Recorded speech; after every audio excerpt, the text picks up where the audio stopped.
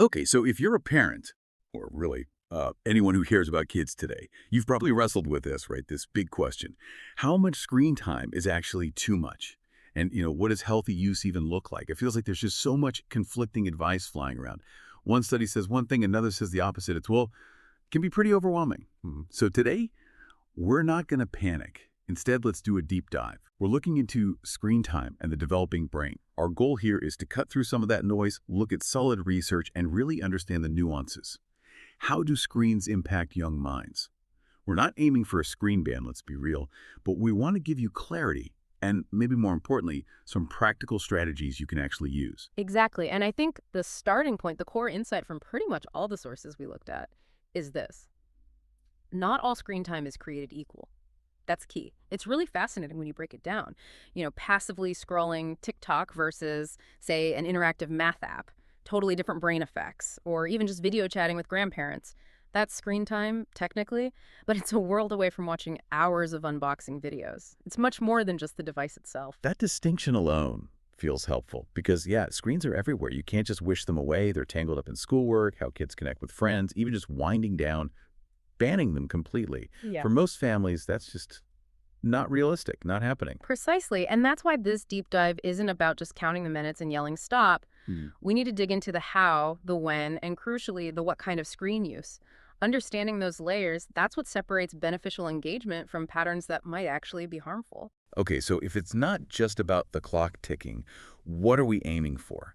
Are there concrete recommendations, maybe based on age? Give us some guidelines. There are. The American Academy of Pediatrics, the AAP, they have some really solid age-specific benchmarks. For the littlest ones, under 18 months, they strongly recommend avoiding screens altogether. The only exception, video calls.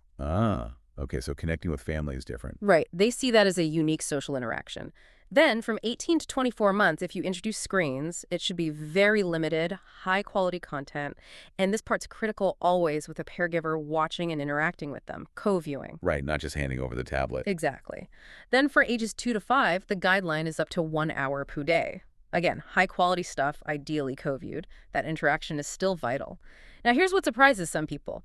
For kids age 6 and up, the AAP actually doesn't set a strict number of hours. Really? Yeah. No number? No strict number. Instead, the focus shifts completely. It's all about setting consistent boundaries to make sure screens aren't displacing the really important stuff. We're talking about sleep, physical activity, face-to-face social time, homework. Those kinds of essential activities, screens shouldn't push those out. Those AAP guidelines, they sound ideal, but wow, they feel pretty different from what a lot of us actually see day to day. I mean, I saw this Common Sense Media report from 2022. It said kids aged 8 to 12 are averaging something like 5 hours a day. 5 hours. And teens, even more. Yeah. Like 8+ hours a day. And that's not counting schoolwork. How do we even square that circle? That's a huge gap. It absolutely is, and that data really highlights the challenge, doesn't it? It shows just how tough it is for families to stick to those ideals in our current world. And that brings us back to a really practical rule of thumb that comes through in the research. If screens are consistently messing with sleep or exercise or homework, or even just a child's emotional regulation, that's when it's too much. Even if the clock says it was only an hour, if it causes those problems, that's your signal. It shifts the focus from pure duration to the actual impact. Got it. So watch the impact, not just the minutes. Okay, so moving into the what kind of use. You said not all screen time is the same. How do different types of content actually affect a developing brain? Yeah, this is where it gets really interesting because the type of content makes a massive difference. Let's start with gaming. Okay, gaming. Always a hot topic. I hear arguments for upsides, Yeah. like boosting problem solving, maybe faster reaction times, even teamwork in some games. Is that legit? It can be, yes.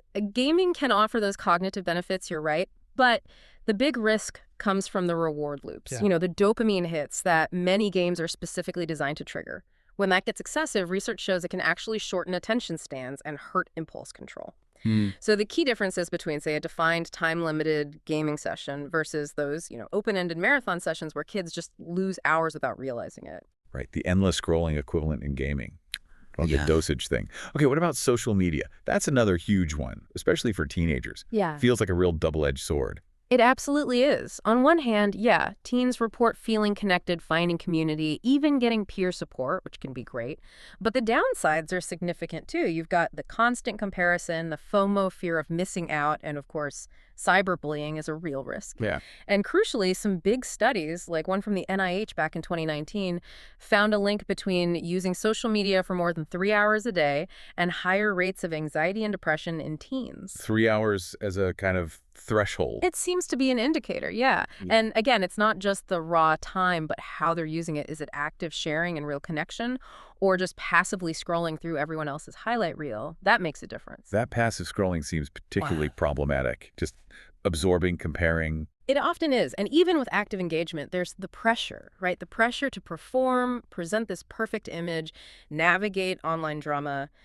It can be exhausting for them. Guiding that means really talking about genuine connection versus just performing online. Right. And shifting gears slightly, what about educational apps? They sound good, right? Learning through tech. They certainly can be good. High-quality interactive educational apps, absolutely. They can boost skills like literacy and math. But, and this is a big but from the research, they work best when parents co-engage. Ah, there's that co-viewing idea again. Exactly. That research by Hirsch-Pasek and others basically said solo iPad babysitting is much less effective. It might even displace the hands-on, messy, real-world learning and interaction that kids really thrive on. Solo iPad babysitting. We've probably all done it, let's be honest. It's hard sometimes to find that time to co-engage consistently. It is hard, but even 10, 15 minutes makes a difference. It's about the quality of that interaction. Okay. And then there's the black hole of YouTube and streaming. You click one thing, and suddenly it's hours later. Oh, yeah. That spiral is very much by design. The algorithms are built to do that. Ah. Autoplay, infinite scroll. Those features are engineered to hook your attention and keep you watching. So how do you fight the algorithm? Well, the sources suggest things like using watch lists, choosing videos intentionally beforehand, or downloading specific content so you're not tempted by recommendations, or, again, making it a co-viewing thing to keep it focused and time-limited. Makes sense.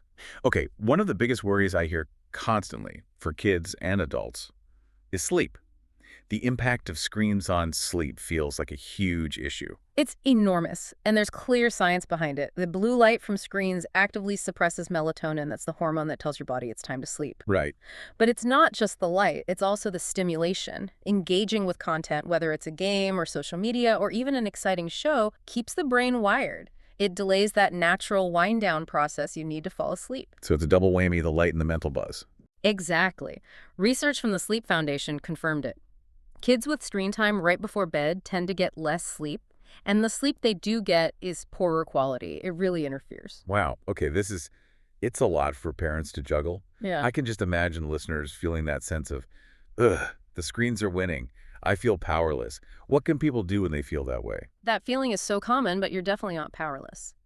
The key is shifting from feeling like you're fighting battles to building structure. A really practical, research-backed tool is creating a family media plan. The AAP actually has a free template online you can customize. It helps everyone get on the same page about expectations. A plan, okay? What else? Establish clear, screen-free zones and times. The dinner table is a classic one.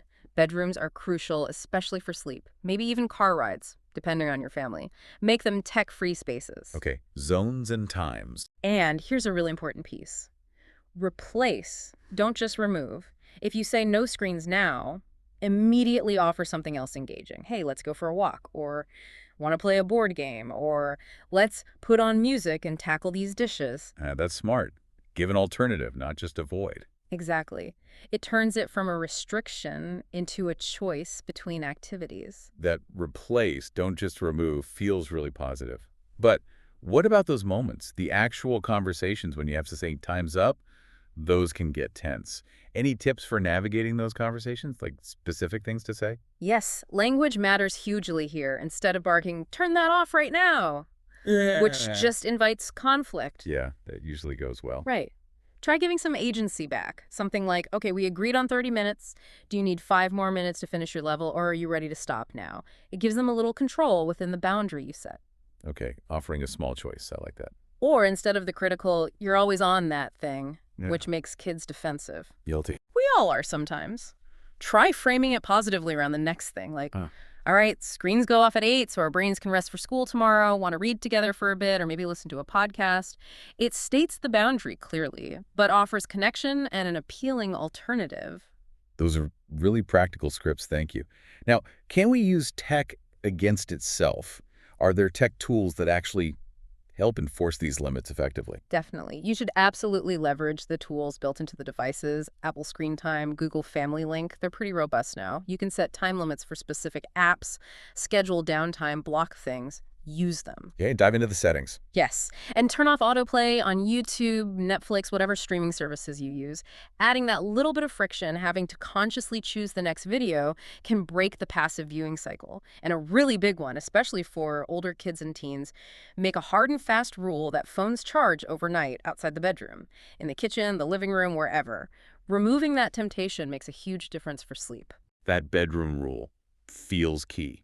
Okay, so pulling this all together, are there specific daily or weekly guidelines for recreational screen time that are sort of best practice based on the research? And maybe more importantly, what are the big red flags parents should really watch out for? Okay, let's get concrete with recreational use. So, stuff outside of schoolwork. For the little ones, ages 2 to 5, the aim is really 1 hour or less per day, ideally curfewed. For kids aged 6 to 12, a good target to aim for is 2 hours or less of recreational screen time. And for teens, based on that NIH research linking it to mental health, aiming for 3 hours or less of purely recreational use seems prudent. More than that consistently seems to carry risks. Okay, 1, 2, and 3 hours, roughly, depending on age. Roughly, yes. And universally, for everyone in the house, adults included, all screens really should be off at least 1 hour before bedtime. That's just fundamental sleep hygiene. The 1 hour rule. Got it. What about a weekly view? Think about building in screen-free time intentionally. Maybe it's a screen-free Sunday afternoon with a family hike, or a dedicated weekly board game night, something that proactively replaces screen time with connection. And I love the idea of a Sunday reset, just a quick family chat. What went well with screens this week? What felt like maybe too much? How can we adjust things together for the week ahead? It makes it collaborative. That Sunday reset sounds great for keeping the conversation going. Okay, now the really serious signs. What are the red flags that tell a parent, okay, this is maybe becoming a bigger problem? Right, the warning signs. Definitely pay attention if your child's mood consistently tanks after they use screens. That's a big one. Or if they start lying about their use or hiding it. Sneakiness. Exactly. Also, if you see their schoolwork, their sleep, or their real-world friendships starting to suffer noticeably, those are major indicators. And finally, if asking them to stop using screens consistently leads to extreme distress, meltdowns, real emotional explosions, that's a sign that the relationship with the screen might be becoming unhealthy. These are all signals that it's time to tighten the boundaries, maybe seek some professional advice if it feels like it's bordering on addictive behavior. That's super clear. Both proactive goals and reactive warnings. So if we had to boil this entire deep dive down, what are the absolute key takeaways? The nuggets of wisdom for parents trying to navigate this? Okay, the core truths. Number 1, not all screen time is equal. Remember that difference between interactive educational versus passive algorithmic. It matters. Number 2, balance is everything. Sleep, school, physical play, face-to-face connection. Those things must come first. Screens fit in around them, not the other way around. Number 3, think of screens as a tool. Use them intentionally. They shouldn't be the default babysitter, the go-to mood fixer, or just the automatic filler for boredom. What's the purpose of the screen time right now? Cool, not default. Got it. And finally, number 4, boundaries work best when they are consistent, predictable, paired with appealing alternatives, and modeled by us, the parents. Our kids see what we do. Our own habits speak volumes. Oof, that last one hits home. Modeling the behavior. Which actually leads perfectly into our final provocative thought for you, our listener. We spent this whole time talking about kids and screen time. But take a step back. How do these same principles, intentionality, balance, thoughtful engagement, using tech as a tool, setting boundaries, finding alternatives, how might they apply to our own adult lives? What could we gain by applying a bit of this family media plan thinking to our own relationship with our screens? Something to think about this week. Thanks for joining us for this deep dive.